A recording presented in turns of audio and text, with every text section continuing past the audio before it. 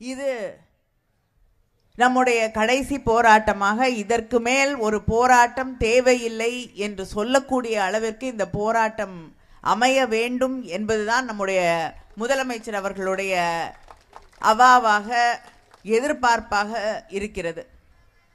அதனால்தான் இவ்வளவு பெரிய ஒரு ஆர்ப்பாட்டத்தை, போராட்டத்தை ஒன்றிய அரசை எதிர்த்து நம்முடைய முதலமைச்சர் அண்ணன் தளபதி அவர்கள் நடத்த சொல்லி இருக்கிறார்கள்.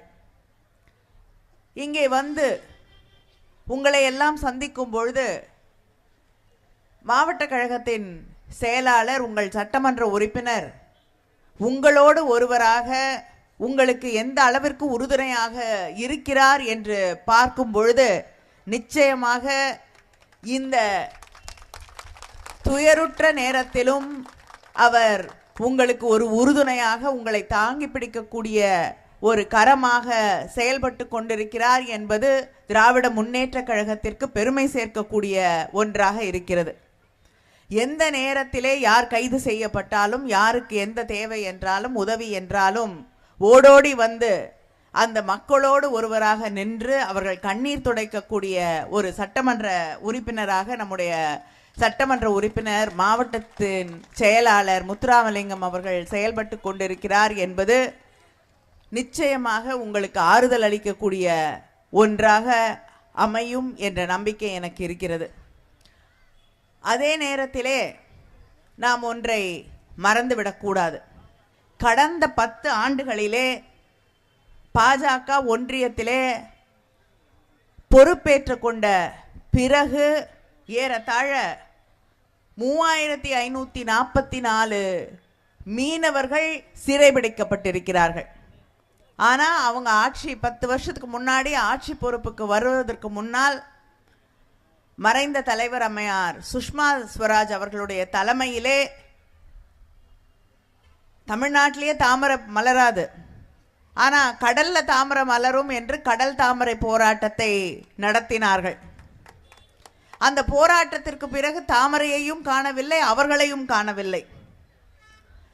எந்த பிரச்சனை வந்தாலும் அதற்கு ஒன்றிய அரசாங்கம் செவிசாய்ப்பதில்லை. நானும் நம்முடைய நாடாளுமன்ற உறுப்பினர் நவாஸ்கனி அவர்களும் பல முறை இங்கே இருக்கக்கூடிய பிரச்சனைகள், எத்தனை முறை நம்முடைய மீனவர்கள் சிறைபிடிக்கப்படுகிறார்கள், சிறைபிடிப்பது மட்டும் இல்லாமல் அவர்களுடைய இலங்கையிலே அவர்களுடைய படகுகள் தேசியமயமாக்கப்பட வேண்டும் என்ற சட்டம் இயற்றப்பட்டு இன்று 200 படகுகளுக்கு மேல் அங்கே இலங்கையிலே சிறைபிடிக்கப்பட்டு நமக்கு திருப்பி தராம கைது செய்வது மட்டும் இல்லாமல் இன்றே வரை இந்த ஆண்டே இன்னைக்கு கணக்கெடுத்து பார்த்தா 97 மீனவர்கள், தமிழ்நாட்டை சேர்ந்த மீனவர்கள் அங்கே இலங்கையிலே சிறையிலே அடைக்கப்பட்டு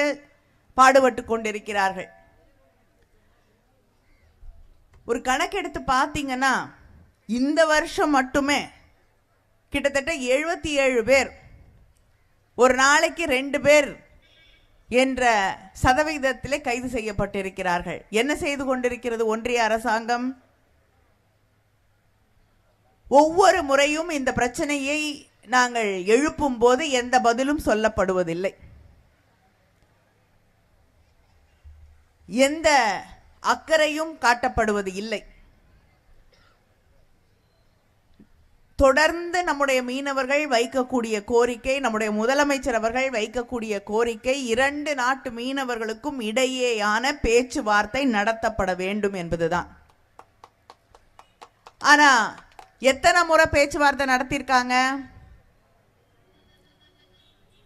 எனக்கு தெரிந்து கிடையாது. மீனவர்களுக்கு இடையேயான பேச்சுவார்த்தையை நடத்தவில்லை. அதிகாரிகளுக்கு இடையேயான பேச்சுவார்த்தை 2022 மார்ச் மாதம் நடைபெற்றது. அதற்கு பிறகு நம்முடைய மீனவர்கள் சிறைபிடிக்கப்பட்ட போது நான், நம்முடைய நாடாளுமன்ற உறுப்பினர் அவர்கள், நம்முடைய மீனவர் நலத்துறை அமைச்சர் அவர்கள் எல்லோரும் டெல்லிக்கு சென்று அங்கே இருக்கக்கூடிய வெளியுறவுத்துறை அமைச்சர் ஜெய்சங்கர் அவர்களை சந்தித்த போது இதே கோரிக்கையை மீண்டும் வலியுறுத்தினோம். அவரும் இந்த கூட்டத்தை நடத்துவேன் என்று சொல்லி மறுபடியும் அதிகாரிகளுக்கு இடையான கூட்டத்தை நடத்தியிருக்கிறார். அதுவும் 2.5 வருஷம்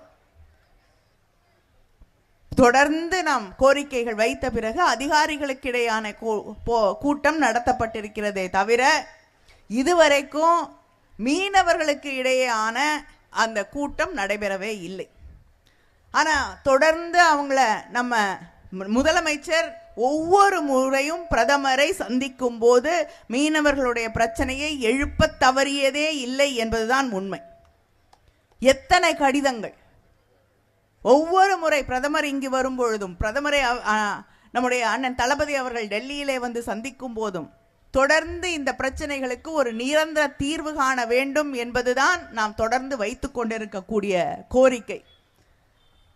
ஆனா ஒன்றியத்தில் இருக்கக்கூடிய பிஜேபி ஆட்சி இது ஏதோ தீர்க்கவே முடியாத பிரச்சனையை போல, நாம் தமிழ்நாட்டில் இருக்கக்கூடியவர்கள் உலகத்தில் சாத்தியமே இல்லாத 2 நாடுகள் இருந்தால் அது அந்த நாட்டுக்கும் இந்த நாட்டுக்கும் இடையேயான மீனவர்களுக்கு பிரச்சனை என்பது இருக்கும், அதை யாரும் தீர்க்க முடியாது என்று சொல்லக்கூடிய அளவிற்கு அவர்கள் கருத்துக்களை எடுத்து வைத்துக் கொண்டிருக்கிறார்கள், சொல்லிக் கொண்டிருக்கிறார்கள், பரப்பிக் கொண்டிருக்கிறார்கள். நான் கேட்கிறேன், நார்வே, ரஷ்யா 2 நாடுகளுக்கு இடையே இருக்கக்கூடியதும் ஒரு சிறிய கடல் தான், பாரட்ஸ் கடல் என்ற ஒரு சிறிய கடல் பகுதி தான் இருக்கிறது. அங்கே 2 நாட்டு மீனவர்களும் எந்த பிரச்சனையும் இல்லாமல், அவங்களுக்கும் பிரச்சனை இருந்தது, ஆனால் 2 நாடுகளும் தலையிட்டு அந்த மீனவர்களுடைய ஆலோசனையின்படி அங்கே இருக்கக்கூடிய பிரச்சனைக்கு தீர்வு கண்டு இன்று அவர்கள் அமைதியாக எந்த பிரச்சனையும் இல்லாமல், யாரும் கைது செய்யப்படாமல், யாருக்கும் எந்த கஷ்டமும் இல்லாமல் அவர்கள் அங்கே மீன் பிடித்துக் கொண்டிருக்கிறார்கள். அதே போல ஆஸ்திரேலியாவுக்கும் இந்தோனேஷியாவுக்கும் இருக்கக்கூடிய கடல் பகுதியிலே 2 நாட்டு மீனவர்கள் அமைதியாக மீன் பிடித்துக் கொண்டிருக்கிறார்கள். 2 நாடுகளும் தலையிட்டு அங்கே இருக்கக்கூடிய பிரச்சனைகளை சரி செய்து அந்த மீனவர்களுக்கு ஒரு பாதுகாப்பை உருவாக்கி தந்திருக்கிறது. இதே போல யுனைடெட் ஸ்டேட்ஸ், அமெரிக்காவுக்கும் கனடாவுக்கும் அங்கே இருக்கக்கூடிய கடல் பகுதியிலே மீனவர்கள் வெவ்வேறு நாடுகளை சார்ந்த, பொதுவாகவே பிரச்சனைகள் இருக்கக்கூடிய நாடுகளை சார்ந்த 2 நாட்டு மீனவர்கள் அந்த கடலிலும் மீன் பிடித்துக் கொண்டிருக்கிறார்கள். உடனுக்குடன் செய்திகளை தெரிந்து கொள்ள சன் நியூஸ் பெல் ஐகானை கிளிக் பண்ணுங்க.